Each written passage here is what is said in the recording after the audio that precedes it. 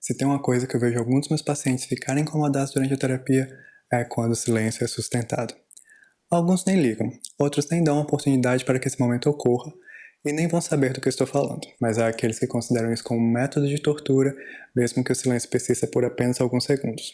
Mas isso pode causar tanto desconforto porque alguns psicólogos não abrem mão daquele momento de silêncio constrangedor e por quais motivos, nesses casos, cabe ao paciente, ou cliente, como você preferir chamar, preencher sozinho o espaço vazio deixado após o encerramento de um assunto. Olha, o que eu vou trazer neste vídeo são pontos que, como psicólogo, eu considero elementares para discutir essa questão. Mas a resposta sobre a importância do silêncio na terapia vai variar muito em função da abordagem e do profissional que se dispõe a responder essa pergunta. Então não existe uma resposta universal e o que eu vou falar fará muito mais sentido para abordagens não diretivas. E quando é que o silêncio aparece?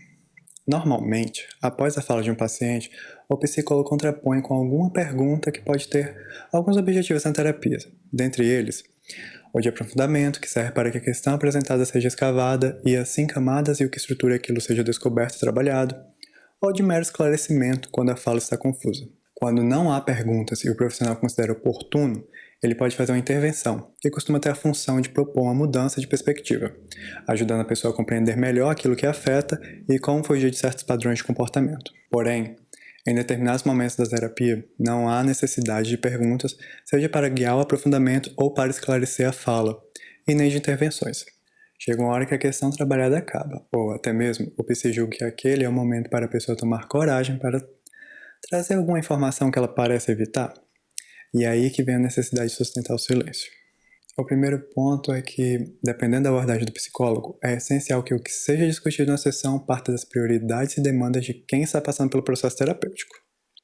Logo, não será do interesse do psicólogo determinar sobre o que o paciente deve falar antes que ele expresse seu desejo sobre o que precisa trabalhar na terapia. Então, se ficar a cargo do psicólogo aliviar a barra dos pacientes que se sentem desconfortáveis em momentos como esse, será o psicólogo que definirá o novo foco da terapia, podendo retomar uma questão não finalizada em sessões passadas ou incentivar o paciente a falar sobre algo que ele costuma fugir, o que pode render resultados positivos. O problema é que, quando o PC faz isso, ele não dá espaço para que o paciente permita emergir uma nova demanda.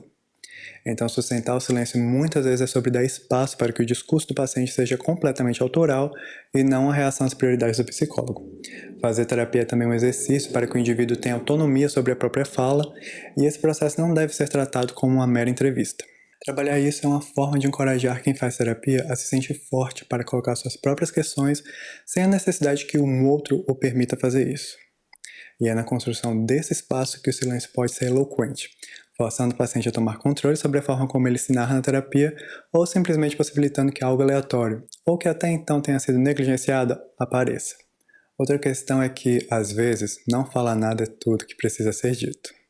E compreender isso é valorizar o significado que a experiência do silêncio tem na terapia, o que ela diz sobre o que está sendo colocado e a sua função de elaboração. Por fim, quero dizer que o incômodo com o silêncio é um fator de avaliação da evolução do paciente, ainda mais para aqueles que ficam desconfortáveis e não demoram nem 30 segundos para romper com esse vazio. Quando é notado nesses pacientes que o silêncio deixa de ser algo incômodo, algumas coisas podem ser apontadas. A primeira é a confiança no psicólogo, uma vez que o silêncio deixa de ser constrangedor entre duas pessoas. A segunda é o desenvolvimento da habilidade de se colocar na terapia de forma madura, sem sentir a necessidade de ser convocado a falar como em uma entrevista. E a última é que o motivo que tornava o silêncio tão incômodo para esse paciente foi trabalhado. Afinal, não suportar o silêncio diz algo sobre a pessoa e isso pode ser investigado.